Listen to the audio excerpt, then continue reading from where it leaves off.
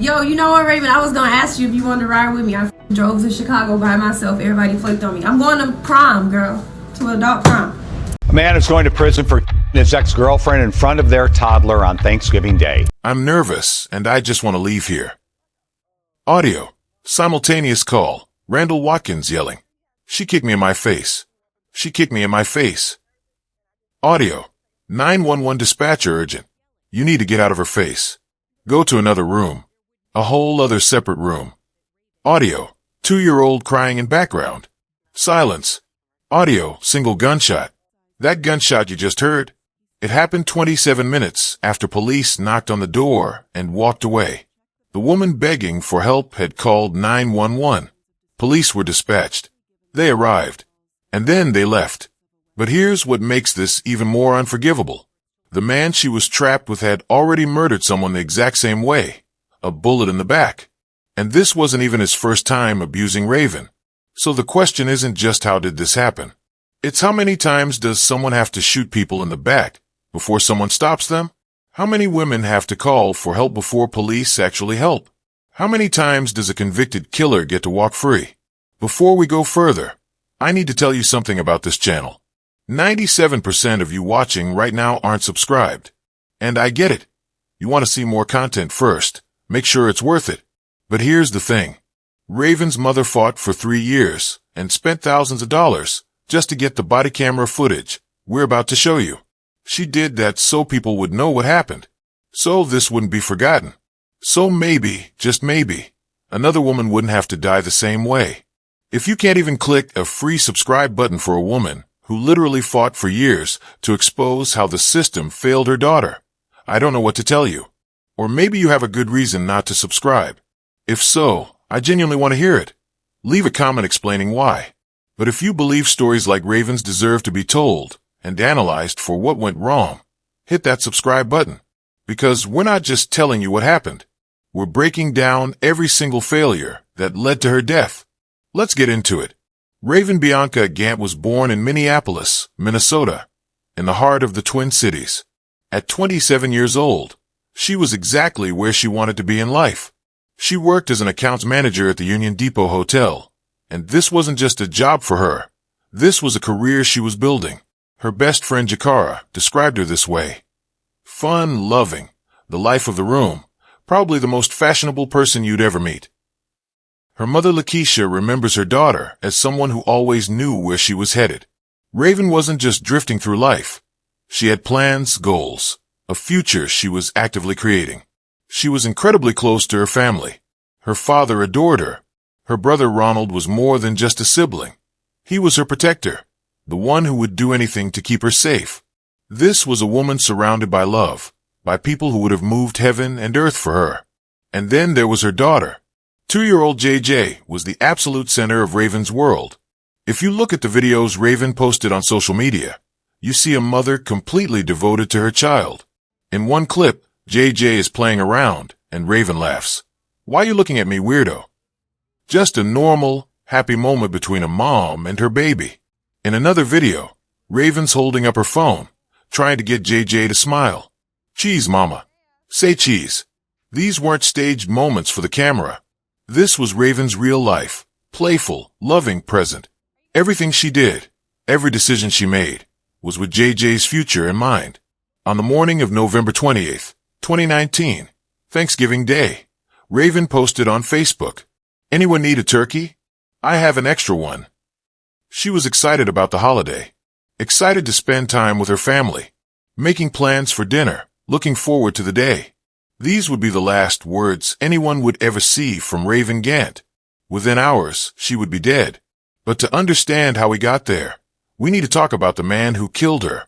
Randall Watkins was 41 years old when he got together with Raven, 14 years older than her. They met on her block. He had a family member who lived nearby, and he would watch Raven come and go from work. He was interested. He pursued her. For reasons we'll never fully understand, Raven eventually said yes to a date. Maybe she didn't know who he really was. Maybe she thought she could build something with him. Maybe she saw potential that wasn't actually there. What we do know is this. She got pregnant, and soon their daughter JJ was born. But here's what Raven might not have known about the man she was building a life with. Back in 1995, during an argument over a small amount of money, Randall Watkins shot his own friend, first in the back of the leg. Then, as his friend lay there bleeding, Randall shot him in the head. Cold, calculated, murder. He was convicted. He went to prison. And then, after serving his time, he walked free. That's when he met Raven. That's when he became a father. And the pattern that got him convicted of murder in the first place? That pattern was still there. Because when Randall Watkins gets angry, he shoots people in the back. The abuse didn't start overnight. It never does. It crept in slowly. A shove here, a raised voice there. Controlling behavior disguised as concern. Threats that left bruises, some visible on her skin, many hidden deep inside where nobody could see them. At first, Raven stayed quiet. Maybe she hoped things would get better. Maybe she didn't want to admit that the father of her child was dangerous. Maybe she was doing what so many victims do, protecting everyone around her while leaving herself completely exposed. Raven's family was close-knit. Her parents loved her fiercely. Her brother Ronald would have done anything for her. But Raven hid so much from them because she knew how they'd react. She didn't want them to worry. She didn't want them to get involved. She didn't want anyone to get hurt. Her brother wanted to handle Randall his own way. He could see what was happening to his sister, and he wanted to put an end to it. But Raven stopped him. She told him directly, "I love you, bro, but if you don't leave it alone, you're going to lose your sister." She was protecting Randall, the man who was beating her, because he was JJ's father, and she still believed there was something worth saving. This is the trap of domestic violence. The victim becomes the protector of their abuser. They make excuses. They hide the truth. They shield the person who's destroying them. And Raven was caught in that cycle, trying to keep everyone safe except herself. Then came 2016, the night everything changed. Raven showed up to a family dinner with her face bloody and her body covered in bruises. There was no hiding it anymore. No explaining it away. Her family saw exactly what Randall had done to her. Her father was horrified. He was furious. And he did what any father would do. He confronted Randall directly. He demanded answers. He wanted to know why this man thought he could put his hands on his daughter. And here's what should have ended everything right there. Randall pulled out a gun and shot Raven's father in the back. The same way he'd killed his friend 21 years earlier. The same rage. The same violence. The same method. A bullet in the back when someone challenged him. This should have been the moment. The moment Randall went to prison for attempted murder. The moment Raven got the protection she desperately needed. The moment the system actually worked. But that's not what happened. Raven's father made a choice that would haunt him for the rest of his life. He didn't tell the police the truth about what happened. He wanted to handle it himself. Street justice instead of legal justice. He thought he could protect his daughter his way. So Randall Watkins walked free. Again. But the violence didn't stop. How could it? There were no consequences. No arrest. No charges. No reason for Randall to change his behavior. Later, Raven's mother walked into her daughter's home and saw the proof with her own eyes. Raven had a black eye, fresh bruises, the unmistakable marks of abuse. This time, she called the police. This time, someone was going to do something about it. Randall was arrested and charged with gross misdemeanor domestic assault in July of 2019. Finally, the system was going to hold him accountable. Finally, Raven might get some protection. But somehow, and this is where the system failed catastrophically, the charges were dismissed. Just dropped. Randall walked free once again. And this wasn't even the first time charges against him had mysteriously disappeared. Back in 2010, he'd been charged with domestic assault and interfering with a 911 call after he attacked a different ex-girlfriend, a woman with whom he also had a child. Those charges? Dismissed. That same woman filed for an order of protection against him in 2012. She knew he was dangerous. She tried to protect herself through the legal system. So let's be clear about the pattern here. Multiple women. Multiple incidents of violence. Multiple calls to police. Multiple charges filed. And every single time, Randall Watkins faced no real consequences. The system kept giving him chances. and the system kept failing his victims. Raven finally reached her breaking point. She'd endured too much. The bruises, the fear, the constant walking on eggshells, wondering when he'd explode again. She was done. She moved out of the home she shared with Randall and went to stay with her father. It was supposed to be a fresh start, a chance to rebuild her life, a way to protect herself and JJ. But Randall wasn't ready to let go. He'd lost control over her, and that drove him absolutely insane. So he did what abusers do when they're losing control. He found a way to maintain power. He took all of Raven's clothes, all of JJ's clothes, diapers, everything they needed, and he refused to give any of it back. This wasn't about property. This was about control. This was about making sure Raven had a reason to come back, making sure she still needed something from him, creating a situation where she'd have to see him again. It was manipulation. It was a trap, and Raven walked right into it. Earlier on Thanksgiving Day, Raven did exactly what she was supposed to do. She called the police for help. She explained the situation. Her ex-boyfriend had all of her belongings, all of her daughter's clothes and diapers, and he was refusing to return them. She wasn't trying to start trouble. She just wanted what belonged to her and JJ. When the officer arrived around 4 in the afternoon, Raven was sitting calmly in her car outside Randall's apartment. She explained everything clearly. She wasn't being dramatic. She wasn't making accusations. She just needed help getting her things, so she could move on with her life. But Randall refused to open the door. He wouldn't cooperate. He wouldn't let her inside. And the officer looked at Raven and said the words that would seal her fate. "Unfortunately, I can't force him to open the door and let you go in and get the stuff. That's where my hands are tied. Civil matter, not a police issue. They'd have to figure it out another way." The officer left, and Raven was on her own. No help, no protection, just told to work it out with the man who'd been abusing her for years. Hours passed. Raven went back to her family, tried to enjoy Thanksgiving, tried to focus on the holiday, and then her phone buzzed. A message from Randall. "Come back. Bring the baby. You can get everything." Finally, he was being reasonable. Finally, she could get JJ's things and be done with him forever. Raven's mother, Lakeisha, felt something off about the whole situation. Call it mother's intuition. Call it gut instinct. Something about Randall's sudden cooperation didn't sit right with her. She tried to express her concerns, but Raven reassured her. It would be fine. She'd be right back. Quick trip, in and out, grab the stuff and leave. Raven arrived at Randall's apartment at 9:30 that night with JJ. The door closed behind them. And just 7 minutes later, 7 minutes, Raven was on the phone with 911. Her voice was shaking. She was scared.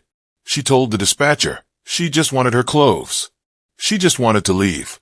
She mentioned that Randall usually carried a knife, though she hadn't seen it that day. The fear in her voice was absolutely real. This wasn't a casual disagreement. This was a woman who knew she was in danger. And at the exact same time, Randall was also calling 911, yelling into the phone that Raven had kicked him in the face, playing the victim, trying to flip the narrative, making himself look like the one being attacked. There would never be any evidence that Raven assaulted him. Court records confirm this. But in that moment, he was doing what abusers do, lying to make themselves look like the victim, while their actual victim is trapped and terrified. The dispatcher sent officers to the scene. This was a confirmed domestic dispute. They knew someone had called for help. They knew there was a woman inside who wanted to leave.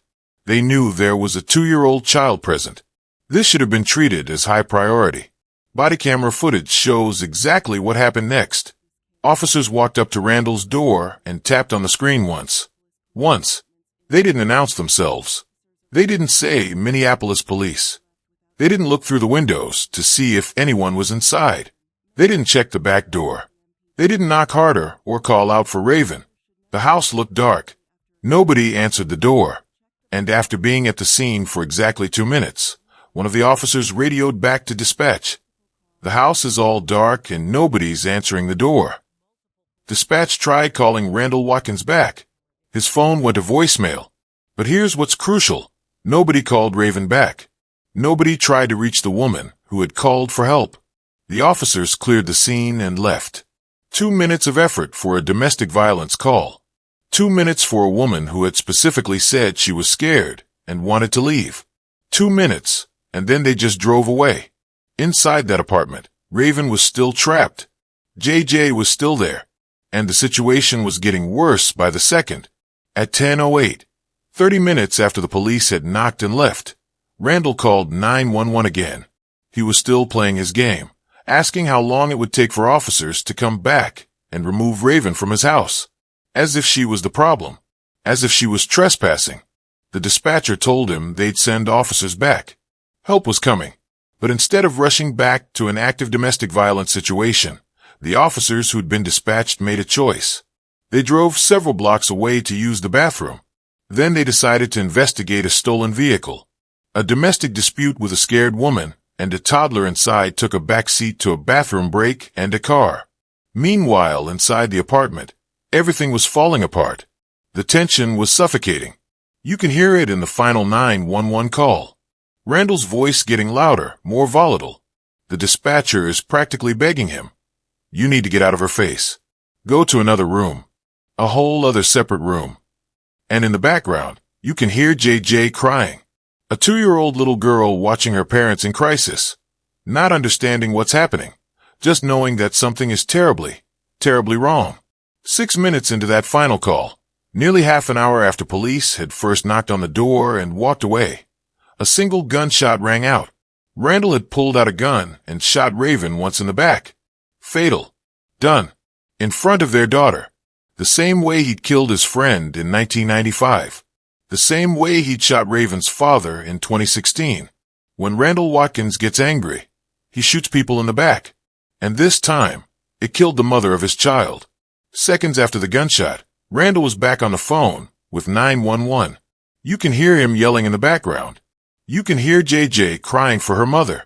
The dispatcher is still trying to get him to calm down, still trying to get him away from Raven. But it's too late. The damage is done. Raven is dying on the floor while her baby cries in the next room. When officers finally returned to the scene, Randall Watkins walked out of the apartment with his hands up, calm, controlled, like he'd been waiting for them. Inside, they found JJ standing alone in the dining room. A 2-year-old child, surrounded by the aftermath of violence she was far too young to understand. The officers asked her where her mommy was. JJ pointed down at the floor. They followed her small finger and found Raven lying on her back in the doorway between the kitchen and dining room. She wasn't moving. She wasn't breathing. There was nothing they could do. Paramedics rushed Raven to North Memorial Medical Center, but everyone already knew. One bullet was all it took. One shot to the back, and Raven Bianca Gant was gone. She was pronounced dead shortly before 11 that night, just over an hour after she'd called her father begging for help. Raven's father showed up at the house, while police were still processing the scene. He was the one who told them about the call his daughter had made at 10:08. He told them Raven had been trying to leave Randall for months. He told them about the abuse, about the beatings, about the black eyes. And then he told them something that should have made every officer on that scene sick to their stomach. He told them that years earlier, Randall Watkins had shot him, Raven's own father, in the back during a confrontation about the abuse. And somehow, Randall had remained free. No charges, no consequences, no protection for Raven. And now she was dead. Let's talk about JJ for a moment. Because while the adults were dealing with arrests and evidence and legal proceedings, a 2-year-old girl was trying to process what she'd just witnessed. Within days of that night, JJ stopped sleeping entirely. She would lie awake, her mind replaying what she'd seen. Then the flashback started. Vivid, terrifying memories that a child her age shouldn't even be capable of forming. But trauma doesn't care about age. Trauma imprints itself on the brain, and JJ's brain was working overtime trying to make sense of the impossible. She started hallucinating. She would look down at her hands and see blood that wasn't there. She would try to wash it off, scrubbing and scrubbing, but the blood she saw wouldn't go away. A 2-year-old child, convinced she had her mother's blood on her hands. When the case went to trial, Raven's father stood in that courtroom and told the judge what life was like for JJ now. It's so vivid in her mind, he said. She talks about it with other kids. It just comes up out of nowhere. My daddy killed my mama. Just like that. Like she's talking about what she had for breakfast. He continued. When she sees ambulances, she thinks her mom is in the ambulance. She gets frantic, telling us we need to drive faster. We need to catch up. We need to get her mom out of there. This child genuinely believes that every ambulance she sees might be carrying her mother. Still hoping. Still waiting for her mama to come home. When she sees police, she's terrified. Absolutely terrified. And why wouldn't she be? The police came to her house that night. The police were there when her mother died. In JJ's mind, police means something horrible is about to happen. She'll carry that association for the rest of her life. Raven's father looked directly at Randall Watkins and said, "This is what you did to a baby. You didn't just kill Raven. You destroyed your own daughter's childhood. You gave her nightmares she'll have for decades. You took away her sense of safety in the world, and she has to live with that forever." The autopsy confirmed what everyone already knew. Single gunshot wound to the left side of her back. The same method Randall had used on his friend in 1995. The same method he'd used on Raven's father in 2016. 3 different people, 3 different years, same exact pattern. Shoot them in the back when you're angry. There were no defensive wounds on Randall. None. His claim that he was attacked, that he acted in self-defense, that Raven had kicked him in the face. All of it was a complete fabrication. The physical evidence didn't support any of it. The 911 calls didn't support it. Nothing supported his story except his own words. JJ's presence in the apartment was confirmed by multiple sources.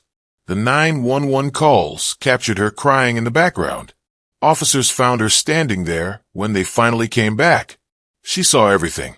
A jury would later hear all of this evidence, and they would have to decide what justice looked like for a woman who called for help and never got it. On October 23, 2020, nearly a year after Raven's death, Randall Watkins stood in a courtroom facing a jury. After 2 weeks of trial, after hearing all the evidence, after listening to the 911 calls and seeing the crime scene photos, that jury found him guilty on all 3 charges. Intentional second-degree murder, unintentional second-degree murder, felon in possession of a firearm. Guilty, guilty, guilty. The judge sentenced him to the maximum penalty allowed by law, 40 years in prison. And when she handed down that sentence, she made something very clear. This case wasn't just about a woman being killed. This was about a little girl who lost everything in a single night. A child who watched her father murder her mother. A child who would spend the rest of her life carrying that weight. The judge looked at Randall and said, "She's lost both her parents. Worse, she saw her dad kill her mother. She has to live with that forever." Then it was Randall's turn to speak. He stood up and addressed the court with what can only be described as audacity. "My deepest compassion for the loss of Raven," he said. "I'm devastated by it, not because I'm convicted, but because I truly loved Raven and I truly loved our daughter. I always loved them both." He actually tried to defend himself. Right there in court, after a jury had found him guilty, he looked at the judge and said, "It was unintentional. I was attacked." The judge didn't buy it. The jury hadn't bought it. Nobody in that courtroom believed him. But he said it anyway, still playing the victim even as he faced 4 decades in prison. Raven's family gathered outside the courthouse after the sentencing. There was some relief, some gratitude that Randall would finally face consequences. But mostly there was just exhaustion and grief. "We're just thankful for the outcome today," Raven's father said quietly. "And we just wish that none of this had to happen." But for Raven's mother, Lakeisha, the conviction wasn't enough. She had a question that wouldn't stop burning in her mind. Why did the police leave? Why did they knock once and walk away when her daughter was inside, calling for help? What happened during those 2 minutes at the door? Lakeisha requested the body camera footage from the Minneapolis Police Department. She needed to see what the officers did. She needed to understand why they didn't save her daughter. The city refused. They stonewalled her. They denied her request. They made it as difficult as possible for a grieving mother to get answers. For 3 years, Lakeisha fought. She hired a lawyer. She went through the legal system. She spent thousands of dollars she didn't have. Money that should have gone to raising JJ. Money that should have been for their future.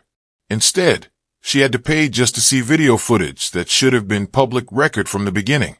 Finally, in February of 2023, a judge ordered the Minneapolis Police Department to release the footage.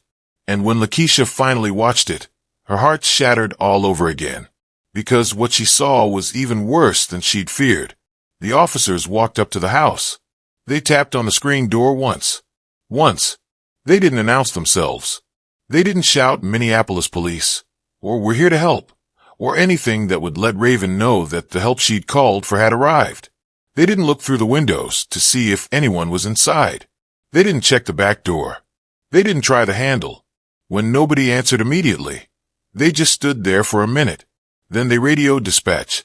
The house is all dark and nobody's answering the door. Dispatch called Randall's phone. It went to voicemail. But here's the critical failure.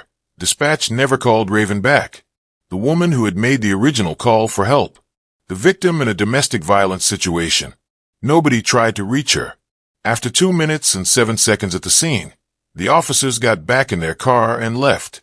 They marked themselves as clear. Call closed. Nobody home. Move on to the next thing. Except there absolutely were people home. Raven was inside, trapped. JJ was inside, about to witness her mother's murder. And the police walked away. Lakeisha is now suing the Minneapolis Police Department for wrongful death. Her attorney, Oliver Nelson, put it bluntly. No reasonable person, much less a reasonable police officer, can look at that body camera footage and conclude that was a thorough investigation into Miss Gant's domestic abuse allegations. We reached out to multiple police experts to review the footage and the reports. One of them was Mark Wynn, a former Nashville police detective who now trains officers nationwide on domestic violence response. His assessment was damning. You don't just drive away after 2 minutes and tapping once on a door. Wynn said, that's not a proper response to a domestic violence call. What should they have done? Check the back door. Announce themselves loudly. Talk to neighbors. Listen for any sounds inside the house. Especially in a case with multiple calls, where there might be a weapon involved. That indicates high priority. There's no margin for error. When continued, a call like this, considering there's been a death, should be reviewed from top to bottom. Training needs to be examined. Policy needs to be examined. Everything about how this was handled needs to be torn apart and rebuilt. But when we asked the Minneapolis Police Department for comment, they declined. Pending litigation, they said, no comment on the case. No discussion of policy changes. And here's what really tells you everything you need to know. The officers involved in that failed welfare check have faced no disciplinary action. None. No suspension. No retraining. No consequences whatsoever. They knocked on a door for 2 minutes, left a woman to die, and faced absolutely nothing for it. Public records show no policy changes have been implemented since Raven's death.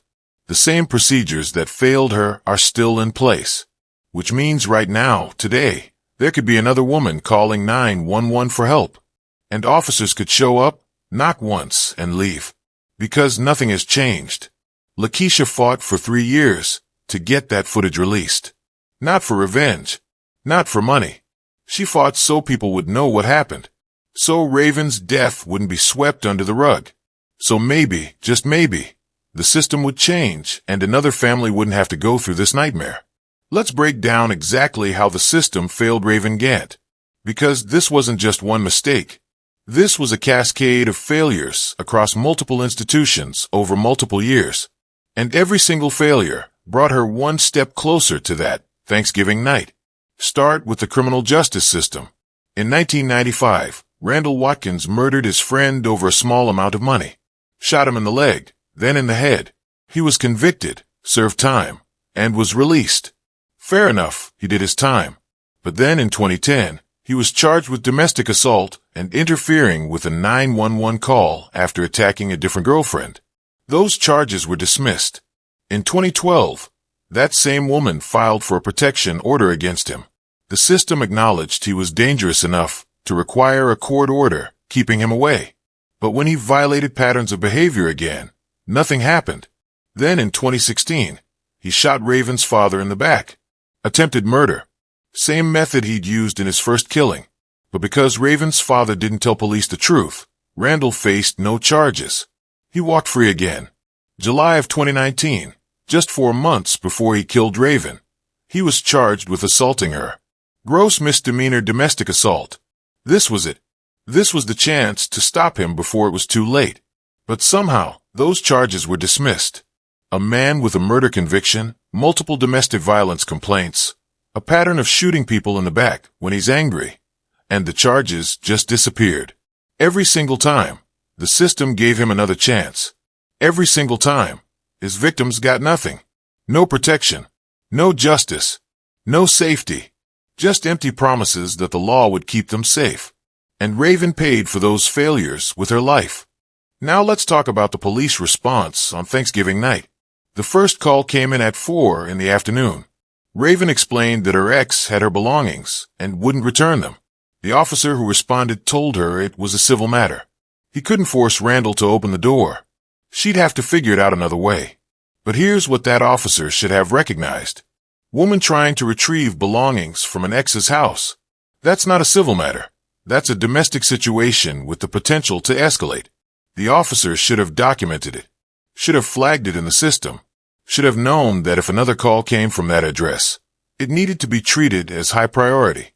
When Raven and Randall both called 911 at 9:37 that night, dispatch knew it was a domestic dispute. The officers who responded had that information before they even arrived. They knew there was a woman inside who wanted to leave. They knew there was a 2-year-old child present. They knew this was potentially volatile. And what did they do? They knocked once on a screen door and left after 2 minutes. They didn't follow basic protocols for a domestic violence welfare check. Mark Wynn, the expert we consulted, laid out what should have happened. Officers should have announced themselves loudly. Minneapolis police, we're here about a 911 call. They should have checked all entry points, not just the front door. They should have looked through windows to see if anyone was visible inside. They should have knocked on neighbors' doors to ask if they'd heard anything or seen anyone. They should have listened carefully for any sounds of distress. And critically, when they couldn't make contact, they should have called both parties back. Not just Randall, but Raven too. Instead, they made assumptions. House is dark, nobody's answering, must be nobody home. Call it cleared and move on. Except when you're dealing with domestic violence. Those assumptions can be fatal, because abusers control their victims. An abuser can absolutely force a victim to stay quiet, to not answer the door, to pretend nobody's home. Then, when officers were dispatched again after Randall's second call, they had even more information. They knew this was an ongoing situation. They knew someone was still inside. They knew it was escalating. And instead of treating it as the emergency it was, they took a detour. Bathroom break. Stolen car investigation. A domestic violence situation took a backseat to routine patrol activities. By the time they finally returned, Raven had been shot. She was dying on the floor while her daughter cried in the next room. And yes, Randall Watkins pulled that trigger. He's the one who murdered her. But the system created the conditions that allowed it to happen. So what could have prevented this? If Raven's father had pressed charges in 2016 when Randall shot him, Randall would have been a convicted felon in possession of a firearm after already having one murder conviction. That's serious prison time. Raven would have had a protection order. Randall would have been locked up. She'd likely still be alive today. If the assault charges from July 2019 hadn't been dismissed, Randall would have been facing an active case. There would have been conditions of release, possibly a no-contact order. The police response on Thanksgiving would have been treated with much higher priority because there would have been existing charges on file. If the officers had conducted a proper welfare check at 9:42 that night, if they'd actually tried to make contact with Raven, if they'd announced their presence loudly enough for her to hear inside, she could have made it to the door. She could have gotten out. Or at minimum, Randall would have known police were actively monitoring the situation, which might have deterred him. If dispatch had called Raven back instead of only calling Randall, they could have gotten a real-time update on what was happening inside. They could have kept an open line with her. They could have verified her safety. They could have told her to get to a specific room, to lock a door, to do something to protect herself while officers returned. Any one of these interventions could have saved her life, but every single system failed. Every single opportunity to protect her was missed. And that's what makes this so devastating. It was completely preventable. Let's talk about warning signs, because if you're watching this and you or someone you know is in a similar situation, you need to recognize these red flags. Isolation from family and friends. Raven was hiding the abuse, protecting Randall, keeping her family at a distance. That's classic abuser behavior. Cut off the victim's support system. Control over belongings and finances. Randall took all of Raven's clothes, all of JJ's things. That's not about property. That's about maintaining power, creating dependency, forcing contact even after the relationship ends. History of violence against others. Randall had killed before. He'd shot Raven's father. He'd assaulted previous partners. Past violence is the strongest predictor of future violence. Presence of firearms in the home. When there's a gun accessible during domestic disputes, the risk of death increases exponentially. Randall had guns despite being a convicted felon. That alone should have kept him locked up. Threats or violence when the victim tries to leave.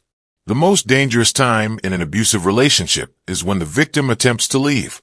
That's when abusers feel they're losing control, and that's when they escalate to lethal violence. Raven had left. She'd moved out. She was building a new life.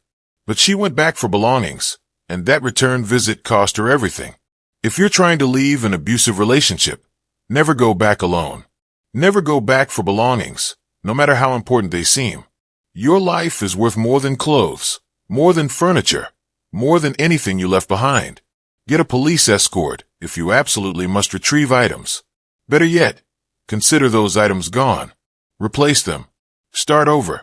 Because the risk of going back, even just for a minute, even just to get the baby's things, is too high.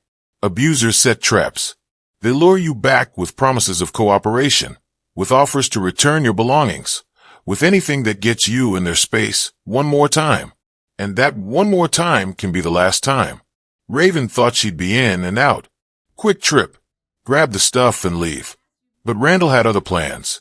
And by the time she realized she was in danger, she was already trapped.